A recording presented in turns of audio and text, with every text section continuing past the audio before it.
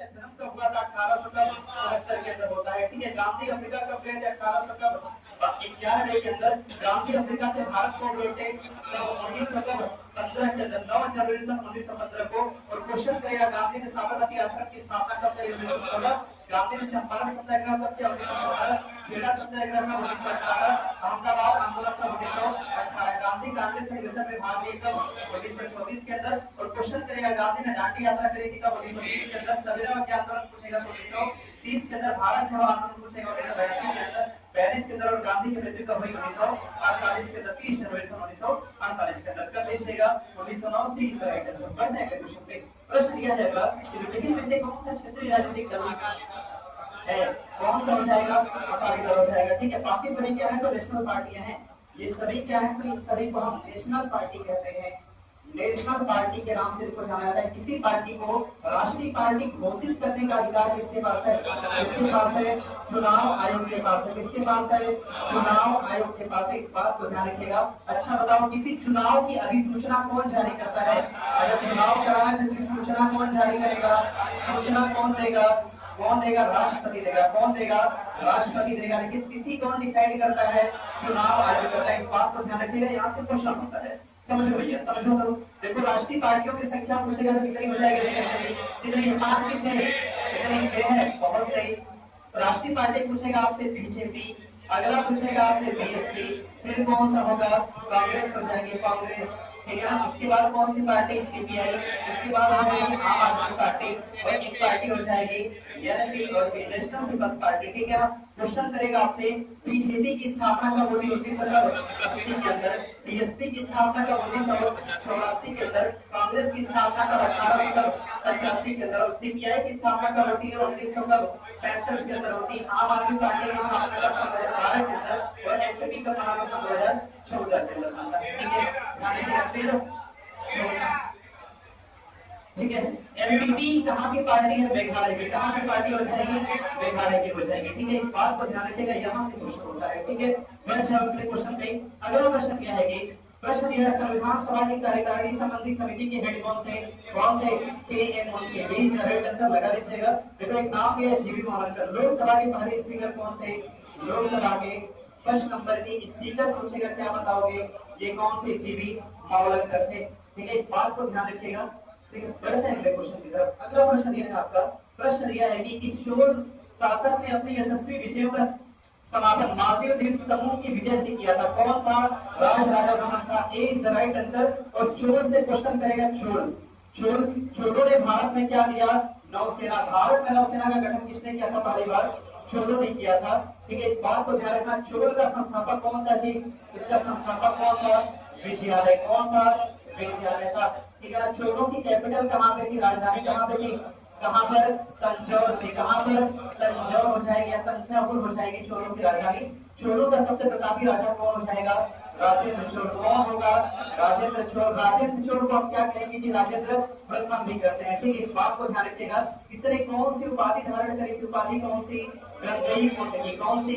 गंगई कोंड की उपाधि। और इसने एक तालाब बनाया था। तालाब कौन सा? तालाब का नाम क्या हो जाएगा? चोलगंगम। कौन सा तालाब? चोलगंगम नामक तालाब बनाया था। और इसने क्या करा था? कर लीजिएगा, इसने क्या करा था? और एक नगर बनाया था। नगर का नाम क्या था? गंगई कोंड चोलपुरम। क्या नगर था?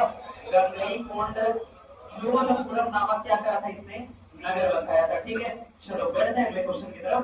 अगला प्रश्न यह है आपका। प्रश्न यह है कि भगवान बुद्ध की प्रतिमा कभी कभी एक हस्त मुद्रा में दिखाई गई है। ठीक है ना? भूमि स्पर्श मुद्रा को क्या कहा गया है? ठीक है, मार्ग पर दृष्टि रखने एवं अपने ध्यान में भी डालने से मार्ग को रोकने के लिए बुद्ध की धरती यौवन के बावजूद अपनी सुचिता और शुद्धता का साक्षी होने के लिए बुद्ध की धरती का आह्वान, ये भी ठीक हो जाएगा। भैया बुद्ध अपने अनुयायियों को स्मरण कराना कि सभी धरती से उत्पन्न होने वाले अंधता धरती में विलीन हो जाते। ठीक है, गलत बात है भैया।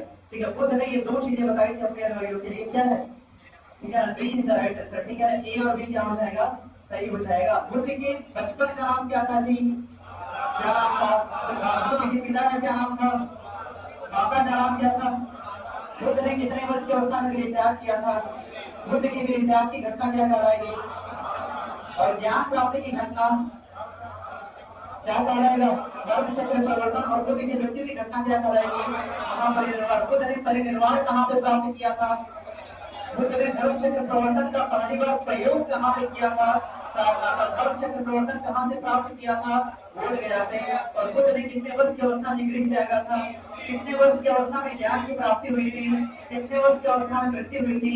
80 वर्ष की अवस्था में। कर लोगे? चलो बढ़ते हैं अगले क्वेश्चन पे। अगला प्रश्न यह है कि 16 महाजनपदों की सूची ये कहाँ दी गई है? अंकिता ने कहा। अंकिता निकाय किस तरह का ग्रंथ होगा? कैसा है? बौद्ध है कि जैन है? कैसा हो जाएगा?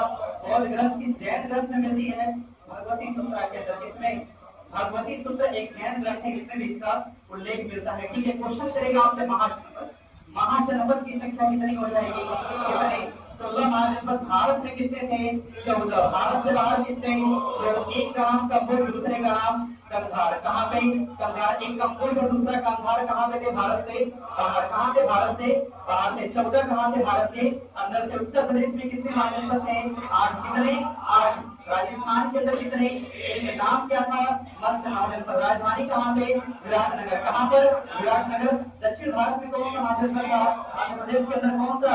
आपका राजधानी कहाँ पे थी? कोटली। कहाँ पर? कोटली। मध्य प्रदेश के अंदर कितने महाजनपद? एक है। नाम क्या था? अवंती। राजधानी कहाँ पे? उज्जैन। बिहार में कितने महाजनपद? 3 हो जाएंगे। कौन कौन सा? मगध था, अंग था, और कौन सा? वृश्चिक था। मगध की राजधानी कहाँ पे? अंग की राजधानी कहाँ पे? वृश्चिक की राजधानी कहाँ पे? वैशाली हो जाएगा। कर्म किसको? ठीक है। महाजनपदों में सबसे प्रतापी महाजनपद कौन था? उत्तर प्रदेश का सबसे प्रतापी कौन था? काशी महाजनपद। कौन सा? काशी। ठीक है ना, ध्यान रखना।